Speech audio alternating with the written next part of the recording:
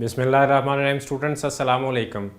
आज हम stars academy Allama Iqbal town e learning app पे डिस्कस करने जा रहे हैं वेव्स का आर्टिकल डॉपलर इफ़ेक्ट।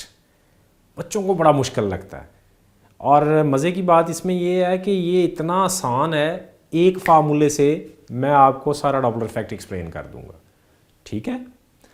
और ऐसा फार्मूला लिखूंगा जिसमें वो तमाम पॉसिबल केसेस भी हम डिस्कस कर लेंगे जो पंजाब की टेक्स्ट बुक बोर्ड में नहीं किए हुए, पंजाब की बुक में नहीं किए हुए। केपीके और फेडरल में वो एक्स्ट्रा कोर्स जो केसेस हैं वो भी डिस्कस किए हुए हैं, ठीक है। तो सिंगल फार्मूले पे आप सारा कुछ कर लेंगे। तो चलते हैं हम अपने आज के आर्टिकल की तरफ, डॉपलर इफेक्ट की तरफ। तो स्टूडेंट, डॉपलर इफेक्ट हम डिस्कस करने जा रहे हैं। डॉपलर साइंटिस्ट का नेम था, इसने ये इफेक्ट दिया था और इसने ये सबसे पहले स्टडी किया था फॉर लाइट वेव्स, ठीक है। क्या कहता है? The apparent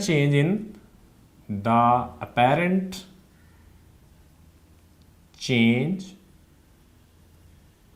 in frequency of waves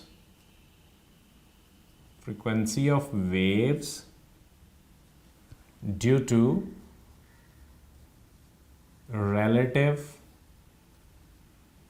motion between source of waves and observer is called Doppler effect। क्या कहेंगे जी? इसे हम डॉपलर इफेक्ट कहते हैं, जो अपेरेंट चेंज आती है किसमें? साउंड की फ्रिक्वेंसी में। किस वजह से? Due to the relative motion between source and observer. देखिए, मैं इस वक्त बात कर रहा हूं तो मैं सोर्स हूं क्योंकि मैं वेव्स जनरेट कर रहा हूं। उस कॉर्नर पे आप खड़े सुन रहे हैं, आप क्या हैं? ऑब्जर्वर है। अगर मैं बोलते बोलते आपकी तरफ जा रहा हूं तो सोर्स मूव कर रहा है किसकी तरफ? ऑब्जर्वर, लिसनर की तरफ। और अगर मैं बोलते बोलते आपसे अवे जा रहा हूं तो सोर्स मूव कर रहा है लिसनर से अवे। अगर मैं भी रेस्ट पे हूं, आप मेरे सामने खड़े मुझे सुन रहे हैं, आप भी रेस्ट पे हैं, तो बोथ आर एट रेस्ट। मैं रेस्ट पे खड़ा हूं, आप मुझसे अवे जा रहे हैं और मेरी बातें सुन रहे हैं साथ साथ, तो फिर क्या है? Listener moving away from the stationary source. तो ये डिफरेंट सिचुएशंस हैं। अब हम कहते हैं कि जब सोर्स और ऑब्जर्वर के बिटवीन क्या होगी? Relative motion. ये मूव करे या ये मूव करे या दोनों मूव करें, ठीक है। तो जो सोर्स वेव जनरेट करता है उनकी जो एक्चुअल फ्रीक्वेंसी है और जो ऑब्जर्वर या लिसनर रिसीव करता है वो फ्रीक्वेंसी डिफरेंट होती है। जो वो रिसीव करता है उसे अपेरेंट कहते हैं और जो वो प्रोड्यूस करता है उसे क्या कहते हैं? एक्चुअल, ठीक है। अच्छा, अक्सर बच्चे गलती करते हैं कि इसको लिखते हैं the apparent change in wavelength लिख देते हैं, गलत है। The apparent change in speed लिख देते हैं, वो भी गलत है। हर केस में वेव्स की स्पीड और लैम्डा यानी वेवलेंथ चेंज नहीं होती, लेकिन फ्रीक्वेंसी एक ऐसा फैक्टर है जो कि हर केस में चेंज होगा ड्यू टू रिलेटिव मोशन, ठीक है। तो चलते हैं अब हम इसको एक्सप्लेन करने के लिए आगे। सपोज जी यहां पे मेरे पास क्या है जी? एक सोर्स है, this is the source of waves. मैं इसे क्या कह देता हूं जी? ये एस है, दिस इज एस। ये स्टूडेंट्स क्या कर रहा है? ये वेव्स जनरेट कर रहा है और ये वेव्स क्या कर रही हैं? ट्रेवल कर रही हैं। इस एंड पे स्टूडेंट क्या है? आगे सामने क्या खड़ा है? बड़ा सिंपल सी मैं एक सिचुएशन बना रहा हूं। यहां क्या है स्टूडेंट्स? ऑब्जर्वर है। ऑब्जर्वर कह लें या लिसनर कह लें। लिसनर का वर्ड जो है यूज ज्यादातर किया है केपीके की बुक ने, तो इसे हम क्या कहेंगे जी? ये ऑब्जर्वर है। अच्छा, अब ये वेव जो जा रही है इस तरफ, इनकी स्पीड कितनी है जी? v है। जो सोर्स है जी, इसकी स्पीड क्या हो सकती है जी? इसकी हो सकती है us। ऑब्जर्वर की क्या हो सकती है? u0। ऑब्जर्वर की स्पीड। अब क्वेश्चन ये है कि ये जो वेव्स जनरेट हुई हैं इनकी फ्रीक्वेंसी क्या है जी? इनकी फ्रीक्वेंसी है जी कितनी? f। This is actual. और जो इसने रिसीव करनी है वो क्या है जी, वो एफ प्राइम है। ये क्या है जी, ये अपेरेंट है। अगर दोनों रेस्ट पे हैं, no relative motion, if no relative motion between source and observer, then F equal होगी किसके, एफ प्राइम के।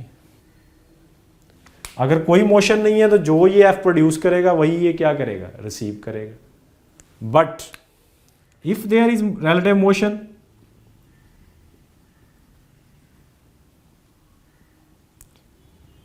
relative motion between source and observer,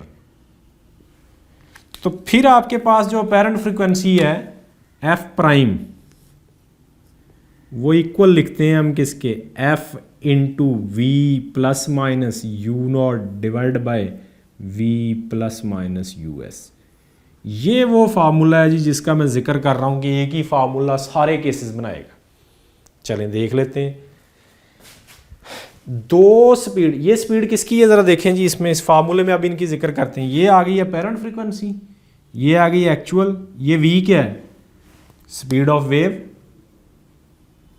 क्या है जी ये speed of waves, you not क्या है स्पीड ऑफ ऑब्जर्वर, v क्या है फिर स्पीड ऑफ वेव, us क्या है स्पीड ऑफ ऑब्जर्वर। अब हम डिफरेंट केसेस लेते हैं स्टूडेंट, और इस फार्मूले से आपके तमाम पॉसिबल फार्मूलाज बन जाएंगे। सबसे पहला केस हम केस 1 ले लेते हैं, यानी ए केस ले लेते हैं, व्हेन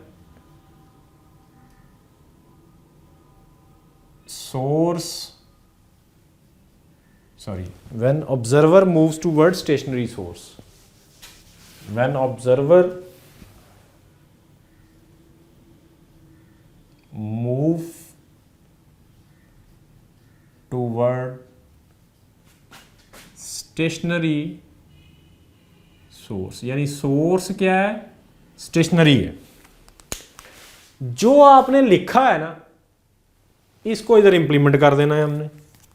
क्या है जी, ये क्या है रेस्ट पे स्टेशनरी, तो यूएस कितनी हो जाएगी 0, यू नॉट किधर जा रहा है टूवर्ड द सोर्स, और वेव किधर जा रही है टूवर्ड द ऑब्जर्वर। ये कंडीशन इस फार्मूले में अप्लाई कर दें। अब चलें करते हैं जी। पहले केस में मैं अपेरेंट फ्रीक्वेंसी को बोल देता हूं एफ ए है, क्या है जी एफ ए है, और रियल क्या है जी वो तो एफ ही रहेगी। अब देखें जरा स्टूडेंट्स, यहां v है, अब आगे प्लस आएगा या माइनस आएगा ये डिपेंड करेगा कि आपके ऑब्जर्वर की स्पीड किधर है, वेव स्पीड किधर है, ऑब्जर्वर किधर जा रहा है, दोनों क्या हैं ऑपोजिट। तो ऑपोजिट हो तो रिलेटिव स्पीड कैसे निकलती है, दो बॉडीज की स्पीड ऑपोजिट हो तो रिलेटिव कैसे निकालते हैं उनकी, दोनों की स्पीड को क्या कर देते हैं ऐड। ऑब्जर्वर किधर जा रहा है, वेव्स किधर जा रही हैं, वेव्स तो हमेशा इधर ही आएंगी ना, ऐसा तो नहीं इससे अवे जाए। तो वेव की स्पीड और ऑब्जर्वर की स्पीड ऑपोजिट, इसलिए यहां दोनों क्या हो जाएंगे add.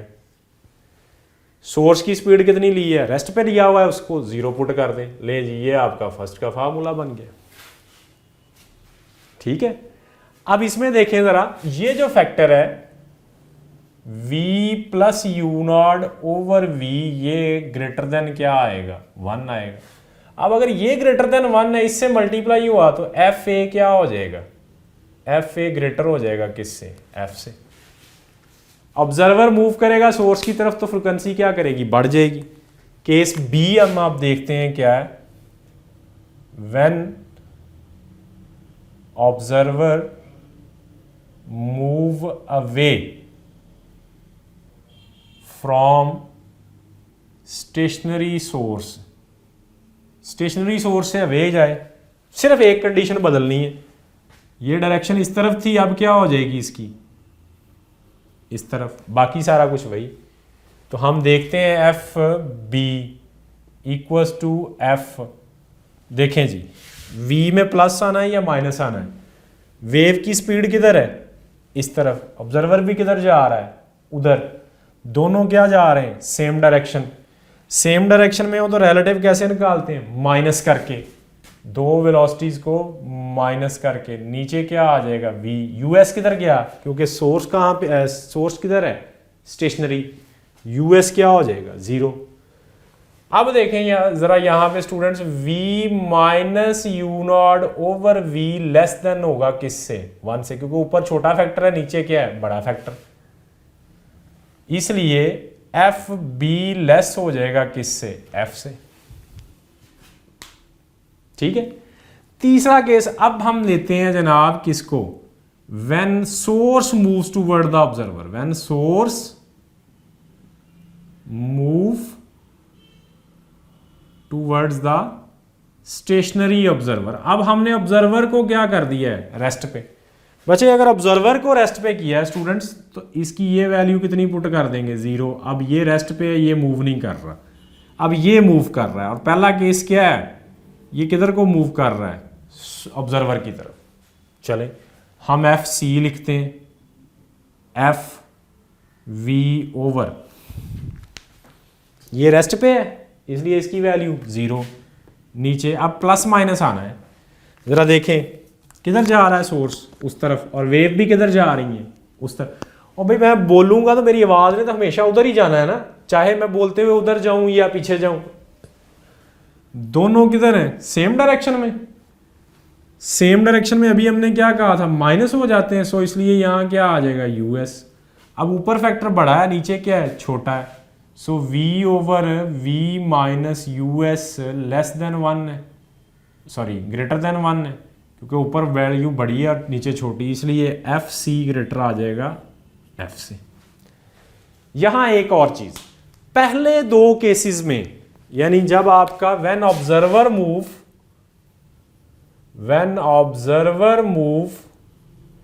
Lambda remain same, lambda change नहीं होती। बट व्हेन सोर्स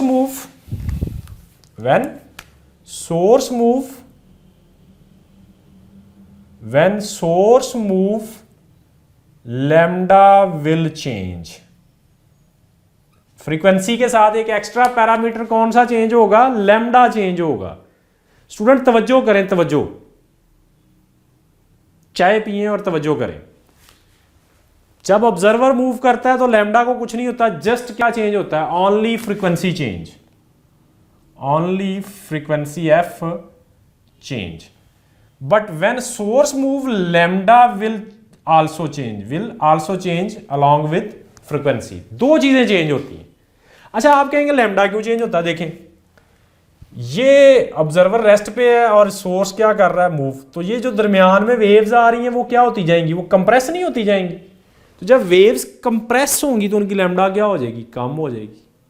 ठीक है, सो इसलिए यहां पे लैम्डा चेंज होगी, और जो चेंज इन लैम्डा आएगी उसे हम क्या कहते हैं, डॉपलर शिफ्ट। क्या कहते हैं, डॉपलर शिफ्ट। ये किसके इक्वल होती है, यूएस ओवर एफ के। सोर्स की स्पीड डिवाइड बाय फ्रीक्वेंसी।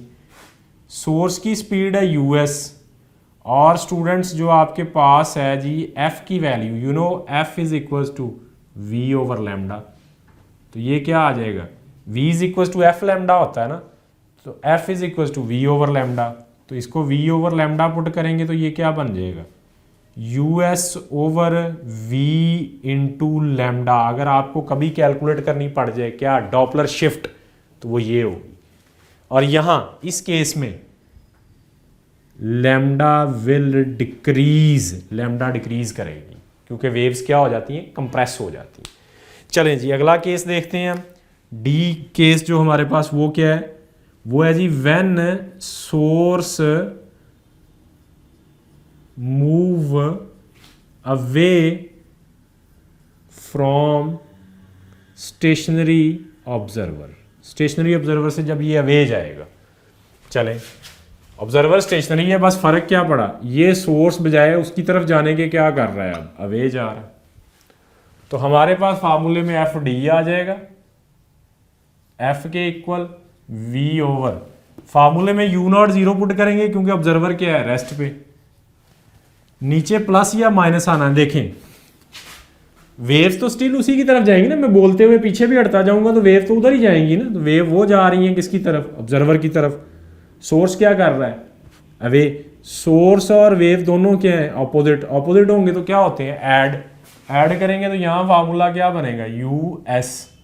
अब आप देखें ये v over v plus U S जो है ये लेस देन 1 है, सो एफ डी क्या करेगा, लेस हो जाएगा किससे, एफ से। फ्रीक्वेंसी क्या करेगी, डिक्रीज करेगी, यानी जो ऑब्जर्वर सुनेगा वो फ्रीक्वेंसी कम होगी, जो सोर्स प्रोड्यूस करेगा वो क्या होगी, ज्यादा होगी। अगेन डॉपलर शिफ्ट आएगी और इसी फार्मूले से आप डॉपलर शिफ्ट कैलकुलेट करेंगे और लैम्डा क्या करेगी, लैम्डा विल इंक्रीज। क्यों भाई इंक्रीज क्यों होगी, due to expansion of waves. भाई देखें ना, जब ये इधर जाएगा तो जो दरमियान में वेव्स हैं वो क्या होती जाएंगी, वो एक्सपैंड नहीं हो जाएंगी। जब वो एक्सपैंड होंगी तो आपके पास क्या होगा, लैम्डा क्या करेगा, इंक्रीज कर जाएगा। ये 4 केसेस पंजाब की बुक में डिस्कस हुए हैं। 5वां केस या 6ठा केस अगर इससे एक्स्ट्रा हम करना चाहें इसी फार्मूले से तो कैसे बनेगा, व्हेन बोथ मूव्स। चलें ये मैं एक कुछ इससे हटके एक्स्ट्रा करता हूं, when source and observer both move towards each other। लें जी, हमने क्या किया, कहा दोनों मूव कर रहे हैं टूवर्ड ईच अदर। क्वेश्चन में ये कर दिया, ये कितनी स्पीड से इधर जा रहा है यूएस से और वो कितनी स्पीड से इधर आ रहा है यू नॉट से। उसको पहले हमने एक को 0 रखा हुआ, तो आपके पास इस फ्रिक्वेंसी को हम एफ प्राइम कहते हैं, किसके इक्वल आएगी, एफ के इक्वल आएगी। अब ऊपर भी प्लस होनी है नीचे भी प्लस होनी, जरा गौर करें। ऊपर दो कौन सी स्पीड ऐड होती है, वेव की स्पीड और ऑब्जर्वर की। वेव ये है, ऑब्जर्वर ये है, दोनों ऑपोजिट हैं तो ऊपर क्या हो जाएंगे, ऐड, और नीचे सोर्स ये है, वेव ये, दोनों क्या है सेम डायरेक्शन में, क्या हो जाएंगे, सब्ट्रैक्ट। तो v माइनस यू एस, ऊपर वैल्यू ज्यादा है नीचे कम है, v plus you naught divide by v minus u S less than, sorry क्या होगा जी, ग्रेटर देन हो जाएगा किससे, 1 से। सो f प्राइम ग्रेटर हो जाएगी किससे, f से। ठीक हो गया स्टूडेंट्स। तो देखें आप इस फार्मूले की बेस पे अगर आप चाहते हैं कि जी ये दोनों अवे, ये इधर जा रहा है और ये भी इधर ही जा रहा है, दोनों सेम डायरेक्शन में जा रहे हैं, ठीक है, ये रेस्ट पे नहीं है, ये और ये दोनों क्या कर रहे हैं, एक ऑपोजिट, मतलब क्या पॉसिबिलिटी है, ऑब्जर्वर और सोर्स दोनों एक तरफ आ रहे हैं, ऑब्जर्वर और सोर्स दोनों क्या कर रहे हैं, एक दूसरे से अवे जा रहे हैं। जस्ट आपने अपनी रिलेटिव स्पीड्स को पुट करना है, आपका फार्मूला बन जाए। ठीक है, चलें क्वेश्चन करते हैं जी, इससे रेलिवेंट एक आप, if a source move towards a stationary observer with speed equal to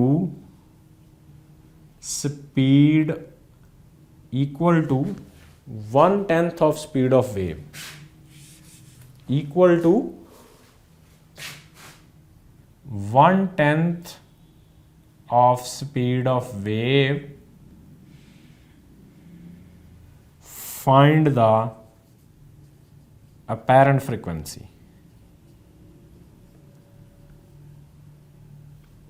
apparent frequency find करें। पहली बात तो ये कि देखें इसमें सोर्स मूव कर रहा है या ऑब्जर्वर, सोर्स कर रहा है। सोर्स कर रहा है तो कौन से दो फार्मूलाज हमारे पास हैं, सी और डी।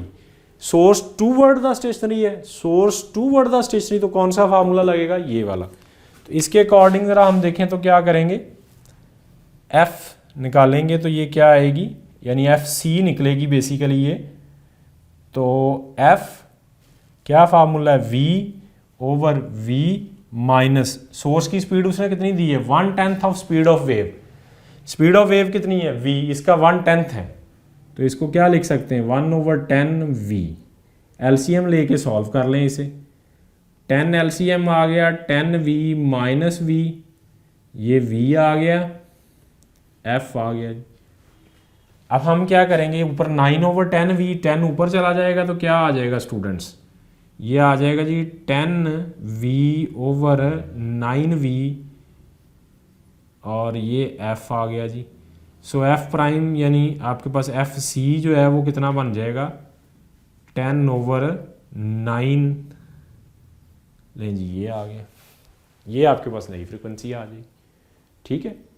सो अगर मैं वैसे बात करूं कि मेरे से कोई सोर्स अवे जा रहा है तो उसकी जो वेव्स मुझ तक पहुंचेंगी उनकी वेवलेंथ बढ़ जाएगी और फ्रिक्वेंसी क्या हो जाएगी कम, क्योंकि सोर्स मूव कर रहा है। और अगर सोर्स रेस्ट पे है और कौन मूव कर रहा है, ऑब्जर्वर मूव कर रहा है, फिर क्या होगा, फिर फ्रिक्वेंसी आपकी चेंज होगी, वेवलेंथ चेंज नहीं होगी। वेवलेंथ किस केस में चेंज होनी है, किस केस में चेंज होनी है वेवलेंथ? वेवलेंथ हमेशा चेंज होनी है जब सोर्स ने मूव करना है। ठीक है। जब when ever source moves then wavelength change. Source move toward the observer, wavelength decrease. Source move away from the observer, wavelength increase. Her case में वेवलेंथ चेंज नहीं होनी, हर केस में क्या चेंज होनी है, फ्रिक्वेंसी चेंज होनी है। ठीक है। ओके जी। तो ये आपके पास है डॉपलर इफेक्ट। देखिए सिंगल फार्मूला से हमने तमाम पॉसिबल फार्मूला बनाने सीख लिए। सो एंटी टेस्ट के पॉइंट ऑफ व्यू से अगर हम बात करें तो आपको सिर्फ ये याद रखना है और यहाँ से जो सा मर्जी जनरेट कर लें आप। ठीक है जी। चले, थैंक यू। उम्मीद करते हैं ये आपको समझ आ गया होगा और आप इसको सॉल्व करने के बाद, समझने के बाद इसका टेस्ट अटेम्प्ट करेंगे। Thank you very much.